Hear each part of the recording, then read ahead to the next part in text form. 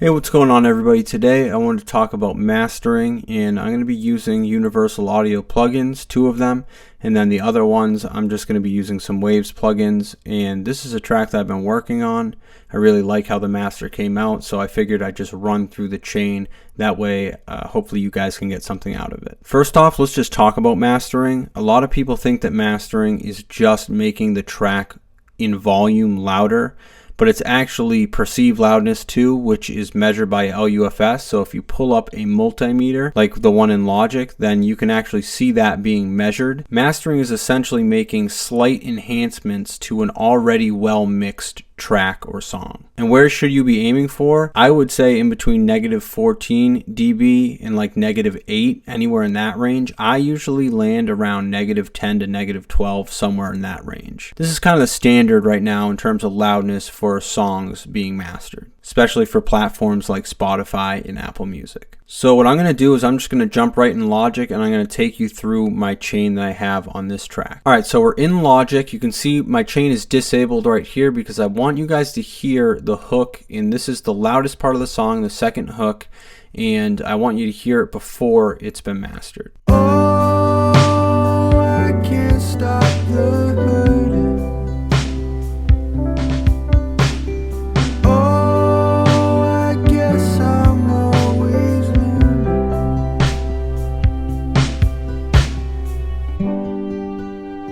Alright, so that's the second chorus, and what's really important that I don't think I mentioned before was that you really do want a great mix before you introduce any plugins for mastering. I feel like everything in this track is pretty well balanced and the dynamics are kind of on point, so I'm going to move on to the first thing in the chain, which is an EQ. Now this is kind of just a habit sort of thing. I always put an EQ in the beginning and I just roll off 25 Hertz because you don't hear that and it's just a little bit of muddiness that doesn't need to be there. Now after I introduce every plugin, I'll just play it back so you guys can get a feel for what it sounds like after that. Stop the hurting. Oh, I guess I'm always learning.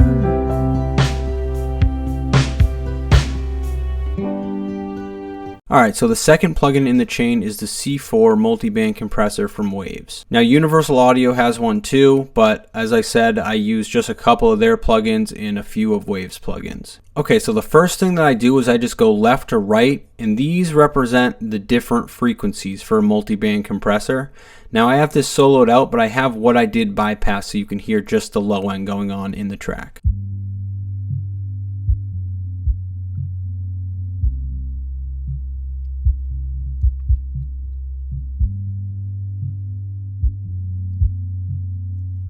Alright, so what you can hear is just the bass. I have a sub bass in there and I have a kick going on.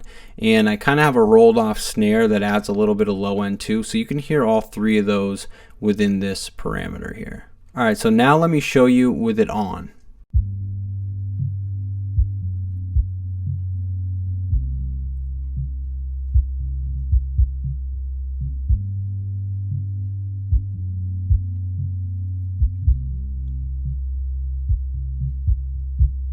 Alright, so you can see there's just a little bit of compression happening here. I have the threshold at -15. I just did this by ear. I mean, it really is up to your preference and your ear, but I just felt like that was at a well-balanced spot. And what it does is just kind of tames the low end so that it's not too beefy, and everything else like the vocals and the guitar and stuff like that can sort of punch through the mix. Okay, so now I soloed out the mids.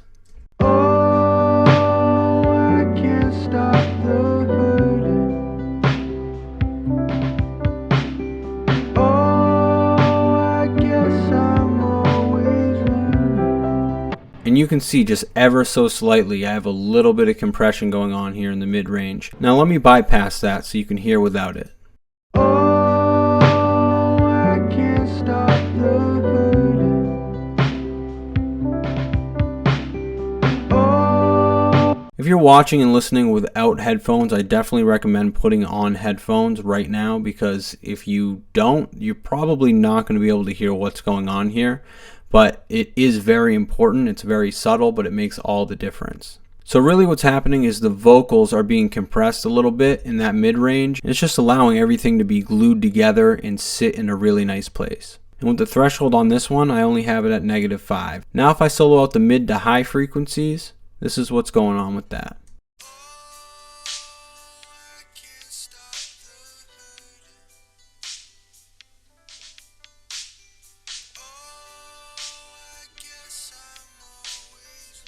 So you can hear over here in the mids, you have like the snare and the vocals really being compressed. Over here, it's kind of compressing the top end of both of those things, and it really glues everything together nicely because you don't want too much of a top end shimmer because it kind of gets annoying and harsh on the ears. And over here on the top end, I'm just having a little bit of compression going on. Same sort of thing. Don't want too much in the top end, so just kind of gluing that all and pushing it down a little bit.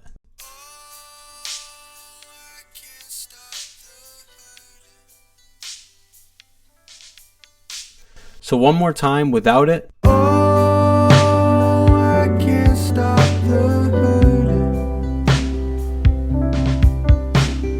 One more time with it. Oh, I can't stop the hurting. Now it might seem like a small thing, but this is making a big difference. It really is gluing the whole track together. So introducing a multi-band compressor when you're doing the mastering is very important. So now that I have some EQ and compression going on, I'm going to go ahead into the SSL. This is a universal audio plugin, and this is essentially an EQ and a compressor built into one. And you also have some other parameters, but we're just going to focus on the EQ and the dynamics over here with the compression. So you can see over here I have the EQ in. It's happening before the compressor, pre-dynamics. You have compressor in, dynamics in, so you click that, then you click the compressor, and now the compressor is engaged. So let's have a listen without it, and then we'll listen with it. Oh, I can't stop the hurting. Oh, I guess I'm always learning. Alright, so now we're going to have a listen with it, and this really does make a huge difference in the sound, just having it without the EQ actually, because it just gives it that analog character. Oh, I can't stop the hurting. Oh, I guess I'm always learning. So you can see that changed the sound a lot. It just kind of cleaned it up and gave it more presence, and I'll show you why. So I kind of just work top to bottom. I always add in a little bit of top end, so that's what's going on here. Over here I actually didn't really add anything in the mids and mids to high. Didn't add anything here. Okay, so I guess I really just went to the top and the bottom and just kind of boosted a little bit, because what I do is I pull up the multimeter, and then when I play it back I just kind of look at what needs it. And I felt like around 200 needed a little bit of boost towards like the low end, and it really made the bass sort of come out in a nice way. And then on the top end, it really put something nice on the vocals. Kind of had that top end shimmer that I like. Now over here, you have the compressor. So as I said, hit compressor in, you want dynamics in. And then I have it at like 2.5 as a ratio, because when you're mastering for compression, you don't really want to go above like 2 or 2.5, because then you're just going to squash the signal and you're not really gluing the track together, you're just compressing it too much. So over here on the threshold, I really just dialed this back to like -6, -7. And what I'll do is I'll start at 0 and I'll kind of roll this back, and you'll see what it's doing. Oh, I can't stop the hurting.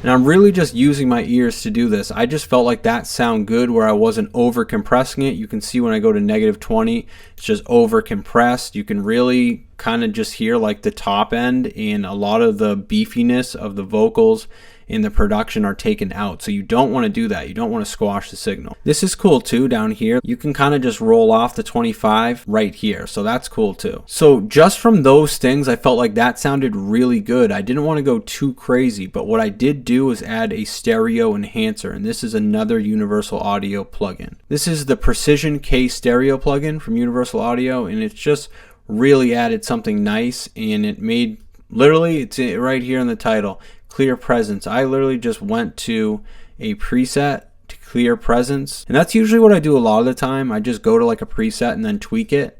So that's kind of what I did here. I just kind of went to this preset, put it on, and it sounded good right off the bat. I really maybe tweaked this a little bit, but that's pretty much it. Now listen with this. This makes all the difference. Oh, I can't stop the hurting. Oh, I guess I'm always learning. Now I want you to listen without it. Oh, I can't stop the hurting. Oh, I guess. So you guys might have not even heard before, there's a hi-hat in here that's sort of going along with the drums, and you couldn't really hear it, but when you add the stereo plugin, it kind of puts it in your left and right ears and spaces it out in a nice way. And down here I have vocal harmonies that are panned to the left and to the right. I have like 8 of them, I think, something like that. And what that does is it really brings those out and puts them on the left and right, and spreads out the main vocal too in a very nice way. Not too much, but just in a way that it gives it sort of some top end and some clarity.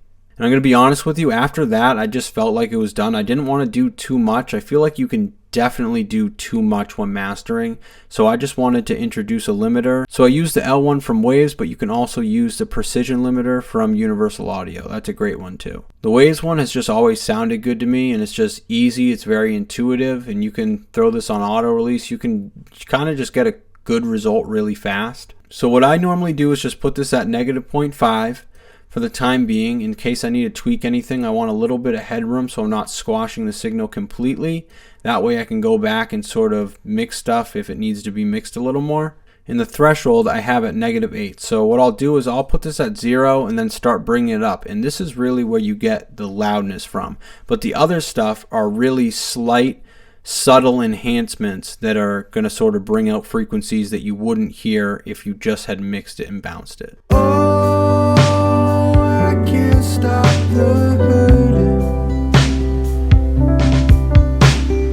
Oh, I guess I'm always learning. So you can see in LUFS, I already had this mixed pretty loud, but that was registering around -12 just from putting it here. So let's just kind of dial it back and see where we can get to. Oh, I can't stop the hurting. Oh, I guess I'm always learning.